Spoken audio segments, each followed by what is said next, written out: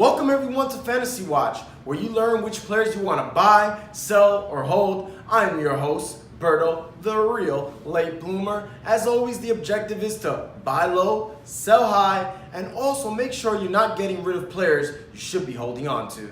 Sports Lids, where we rap sports analysis. But before we get into this week's players, I want to go over a few trade tips with you guys, beginning with how to engage in a trade. When you first are looking to trade a player, make sure you find out what that other owner needs first. Because if they're looking for a receiver and you're trying to trade them a running back, it's not going to go too well. Also, make sure you're not just sending in offers. You want to kind of butter them up. Remember guys, this is a sale and people buy from people they like. Another thing to keep in mind guys, and you see this a lot with teams that are 2-0 and teams that are 0-2, is the 2-0 team will offer you a package deal. Two guys on their bench, like Matt Breida and Deshaun Jackson for Antonio Brown. Antonio Brown has not lived quite up to expectations. He's giving you two starters. You're excited because they're coming off good weeks. But guys, at the end of the day, the elite players are going to be there always at the top. So the only thing you're doing by taking that package deal is making that 2-0 team even better. So be careful with those package deals because they're usually fool's gold.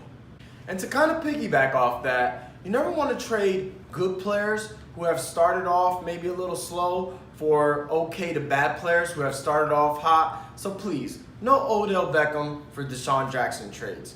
It's not going to help you win your league. Lastly, contrary to what Jay-Z says, numbers do lie. Point and matter. Now, Matt Breida had an amazing game last week. So did Evan Ingram. So did Callaway from the Browns. But you want to see how they got their points. Evan Ingram got some garbage points late in the game when it was already out of hand. He scored a touchdown. Matt Breida had that one big play. And then you have a guy like Callaway who also had that bomb from Tyrod Taylor to score a touchdown, but only 4 targets. You want players that are heavily involved in their offense, not somebody that has to rely on the big play. So make sure you dig a little deeper in the players' numbers before you accept a trade that almost seems too good to be true. We return you now to your regularly scheduled program. The first guy on our list is Jordan Howard. He was somebody I was very high on going into the year because Matt Nagy's his coach and I expected the Bears to be a potent offense. That so far hasn't been the case, but you gotta like his usage. He's gotten about 15 carries a game, and I expect that to increase as the weather cools and the Bears with that stout defense will be playing with the lead. Nagy also said he wants to give Howard the ball with the lead more and in fourth quarters, despite what you saw this past Monday night. So Howard is somebody, guys, you definitely want to buy low on because I think his floor is what he was last year, the 15th ranked running back in PPR. And I only expect that to increase now that he's with the Bears and now that he's also getting about 5 targets a game. Buy low on Jordan Howard. The next player I will buy low on is Deshaun Watson. Deshaun Watson is one of the few players that can win you any given week. At least that's what he was last year. I know this year he's kind of off to a slow start, but you kind of saw that magic come back in week 2 against Tennessee. Not quite 2017 Watson, and that has to do more with the offensive line. Now, while the offensive line is not very good, it also leaves a lot of room for Watson to run. And now Will Fuller back and a full arsenal of weapons, not to mention Dante Foreman also coming back after week 6, hopefully. I think Deshaun Watson is somebody I would definitely buy low on considering the other options at the quarterback position. The last guy on our list is Robert Woods. Now, Robert Woods is a model of consistency. Last year, if you do points per game, he averaged 13.9 and would have been the number 19th ranked wide receiver in points per game. This year, he's ranked the 35th wide receiver, which means there's tremendous upside because he's still getting 9 targets a game and Goff's favorite receiver. So if there's anybody you want to buy low on right now is Woods. Don't worry about Brandon Cooks and Cooper Kupp. Cooper Kupp will be the red zone target, but if you want somebody that's going to be consistent and reliable, which is how you win championships, I definitely would go after Robert Woods. The first guy on our sell list is Cam Newton. Now, Cam Newton has been a top 10 quarterback pretty much since he's been in the league, but he's also been one of those quarterbacks that's boom or bust. In week 1, he had less than 20 points. In week 2, he had about 33 points. Now, that's against an Atlanta defense that was very banged up dealing with injuries, and he was at home. The reason I don't like Cam this year even more is because he's always been kind of an erratic passer and kind of made up for that with the rushing yards and the touchdowns. But this year they're using Christian McCaffrey a lot. They also have CJ Anderson and a horrible banged up offensive line. He's not somebody you'll be able to rely on week to week. So coming off a 33-point game, Cam Newton is somebody I would be looking to sell. The next player on our list is Nelson Aguilar. Aguilar is off to a tremendous start. He's getting a ton of targets, but that's really because Philadelphia doesn't have any receivers. Also, Carson Wentz is yet to come back. Carson Wentz will be back in week 3, and he loves to spread the ball around. They also just signed Jordy Matthews, so we're not sure if they're going to move Nelson back to the outside where he's less effective. Jeffrey should be back soon any week now, so I would try to sell high on Nelson Aguilar, being that he's coming off that tremendous game against the lowly rated Buccaneers secondary.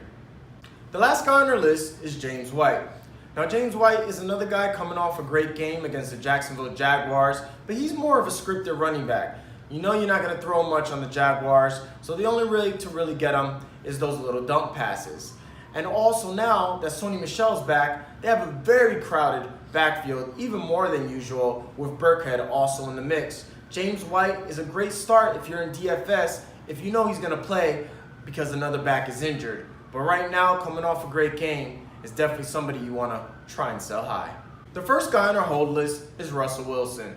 Now, I know a lot of owners are down on him right now, and a lot of that's not even his fault. He has a bad offensive line, he has no weapons, but he's also a notoriously slow starter. Yet, he got 26 points his first game, 18 his second against a really, really tough Bears defense. So you know there's going to be better days. Plus, hopefully Baldwin will be back in a couple weeks. That should help him out some as well. So I wouldn't quite be, willing to sell off or write off Russell Wilson, especially since he's one of the few quarterbacks you can start regardless of matchup. Next guy on our hold list is AMARI Cooper. Now, a lot of people are probably looking to sell high on Cooper, but I'm kind of buying into this. I mean, Gruden said he was going to make it his business to get him the ball, and I believe it. Even though he only had 3 targets in week 1, I thought a lot of it had to do with the Rams defense, which is no walk in the park. Come game 2, he had 10 targets, and he put up over 20 points. Now, it's probably somewhere in between for Cooper, but I think he's closer to the 20-point Cooper than the 2 or 3-point Cooper. And I like it because Gruden's going to throw the ball. The Raiders don't have a very good defense. And Jordy Nelson, he's just playing past his prime, so who else are you going to throw it to? I would hold on to AMARI Cooper for this reason. The last guy on our list is Allen Robinson. Now, I almost put him on my buy list, but then I saw the matchups. I mean, Green Bay week 1, Seattle week 2.